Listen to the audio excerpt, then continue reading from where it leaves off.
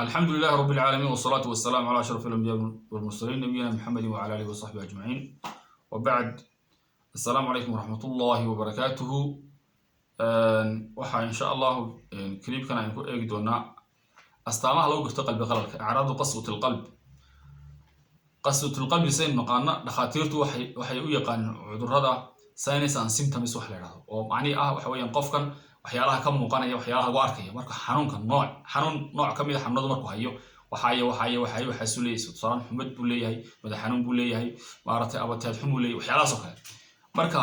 maaragtay qalbigu hadii uu bukoona qalbi qalal qof ku dhacana astaamaha ka soo muuqda qofkaas astaamahaas insha Allah ta'ala wax kamid ka timaad doona koow waxa kamid ah at-takaasul ala ad-da'aati wa a'maal al-khayr qofku ka daala ama ka caajis ama cagajiid ku sameynaya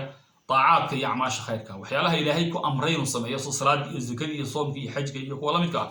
iyo wixii samafalay wanaagsan buu ilaahayna amray inuu qofku maaragtay cagajiid ku sameeyo waxay tusaysaa qofka qalbi qalal inuu hayo iyo acmaasha khayrka الله سبحانه وحاو قرآن كيسا كوشا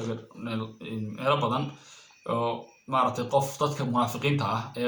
مارتي منافقين تو حقيقة بكون قلبي يكون بك بكون قلبي يكون صافي عين وركع وحويان وحا إلهي سبحانه وتعالى اللي ولا يأتون الصلاة إلا وهم كسالى ولا ينفقون إلا وهم كارهون صلاة إيمان ماين إلا يقع عقتشيدهم بيمدان نفق ما بحيان صدقات إلا يقول بسنة يوم علين أي صدقات بحيان وركع محايا قلبي قابك قلبي جودا يا بكا وأنا عارف ما قبل.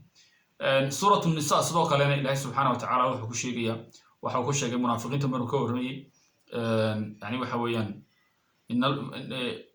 إن المنافقين يخادعون الله وهو خادعهم وإذا قاموا إلى الصلاة قاموا كسالى يراءون الناس ولا يذكرون الله إلا قليلا. إلهي وحول سبحانه يعني صلاة يعني وحويان يخادعون الله وهو خادعهم وإذا قاموا إلى الصلاة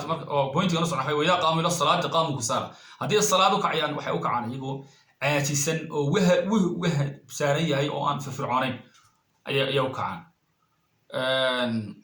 قاموا كسالى يراؤون الناس ضدك يستوصيا وقلبي ودي بان صافي هنا إخلاص سوا كما كان يلاهي درتي نوصل يعني عمر أي كما كان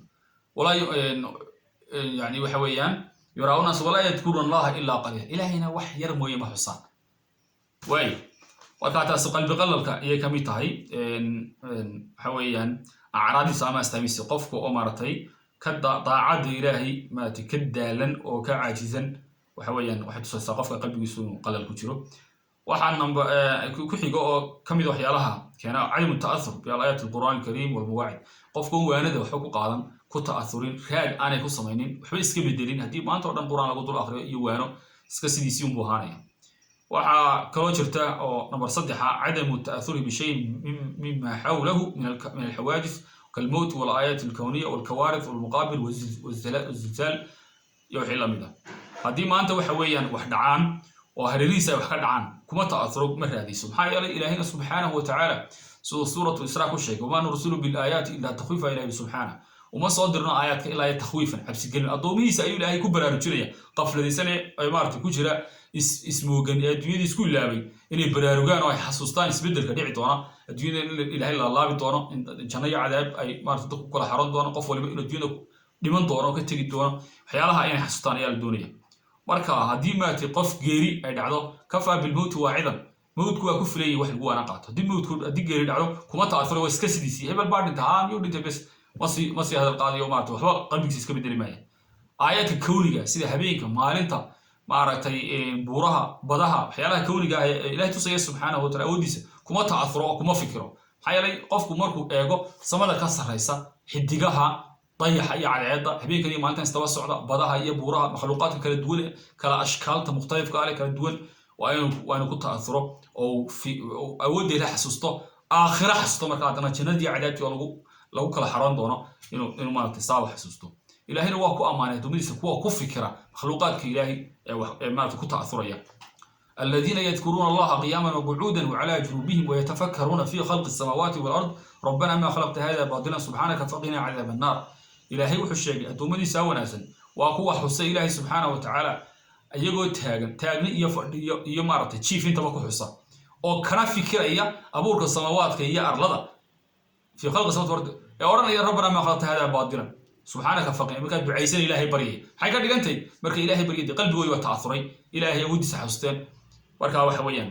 وقف وين مركا كتأثره مركا هذا قف السفر هذا يروح يراهم مركا الله بح يوكله قف وين إنه قلبه يسوي حسب بدرو ما يوصل على حيوانات لا دوسر إلهي صح حسسته بورها ما واوين الأعداء إلهي كحسسته معرضي بدها صاكله waxay kamid tahay marka waxyaalahan kawriga ah waxyaalahan dhacaya sida dhul gariirkan sida waxa way cadceeda madoobaanaysa dayaxa madoobaani waa aayat weeyaan oo takhwiif ilaahay subhanahu wa ta'ala ugu talagalay in adoomadu ay cabsi gelin ay dareemaan ilaahay xasuustaan subhanahu way marka cabsadaan waxa kamid ah ithaaru dunya wa al-aakhirah qofka adduunyada aakhira ka doorta adduunyadu iska raacay abdu dunya abdu dinar wa dirham noqda salaadiyo wanaagiyo zakaiyo haji waxa qof adduunyo uu nool oo maartay rabo uu iska noolaado iska cuno iska cabo sida xayawaanka oo kale maartay qofkaas waxa qof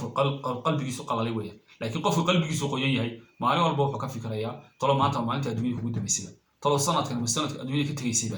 ayuu ku fikirayaa saadaraadii xudduka kama yaalaan zahadiisa waasita aqbalka ilaahay baa subhanahu wa ta'ala laakiin isagu wuxuu la imanaya wixii taacada laga rabay wixii xumaan laga rabayna waa ka joogsanay waxa kamid ah qofka inay maartay tacdiimka ilaahay uu ku yaraado ilaahay weynintiisa hadii ilaahay la caayo tanba kama leh hada waxa dhigi jirtay waayo ma sha Allah imka hada gudiga wana farisi xumar reebista wax weyn bay maartay arrinka ka hawl galeen dad baa jiray ilaahay caay jiray suuqa dhexdiisa dadkuna saas u jiray marka dadka qaar waa ka tanqanaya ilaahay markuu qof caayo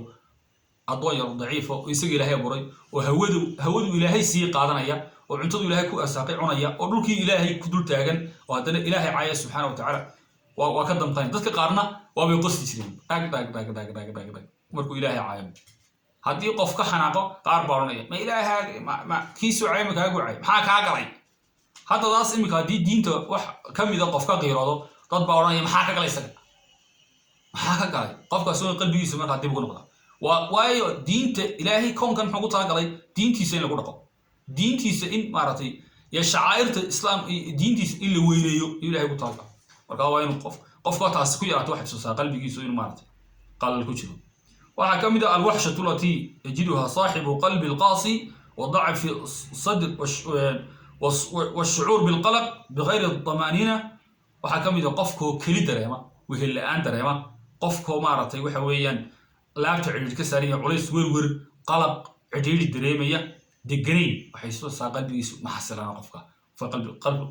qaswa ay ka jirto qalbiga ma qalab ma wax kasto halkan lagu sheegay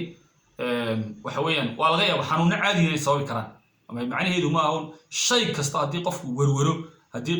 laabta cilid ka saaran yahay waxa weeyaan qalbi qaasi weey waxa laga yaabaa xanuun kale inuu yahay laakiin tanna maxay cudurrada astaama way wadaagaan imisa cudur ba astaan wadaag kara taay wadaag kara laakiin qaar bay kala baydhay waa in qaar midba qaar buu gaar u yeelanay sasalu kala saaray waxa kamida saaxibu qalbi alqasi la yarhamu alfaqir wal masakin wa layta qofka aan xariisan maartay dadka masaakiinta agoomaha iyo dadka jilicsan uma naxariis aduu wax kasta si kasta u baahay saas suugiga oo iska dhaafay laakiin qofka qalbigiisu qoyan marka waxa uu siinaya marka uu naxariisanay marka uu waraysanaya sida ka warrab xaaladda ka warrab reerku si maxay ku noolii sidee tihiin uu u soo joogsanaya maxaa labada qof kala duwan oo iska dhaafaya waxa weeye qalbigiiba isku mid ahay حي قلبك وملوح لقى أركويا فإنها لا تعمل أبصار ولكن تعمل قلوب التي في الصدور يعني وحوي إلهي وحط المام سورة الحج يعني بصيرة أرق حق قلبك وقفك وحكى أركي قفك إلهي سبحانه وتعالى كبقية كعب صني الدم يرون سمعت الدم يكون عنه والوري يقفه وح والبطب على محاكى الدوي قفنا وح عادي وطهي ما أركض نبتيده قفنا نبتاه مقطع marka ilaahay subhanahu wa ta'ala uu disanay inuu qalbiga inoo qoyo naga ilaaliyo waxyaalaha qalbiga qalajiyay. Assalamu alaykum wa rahmatullahi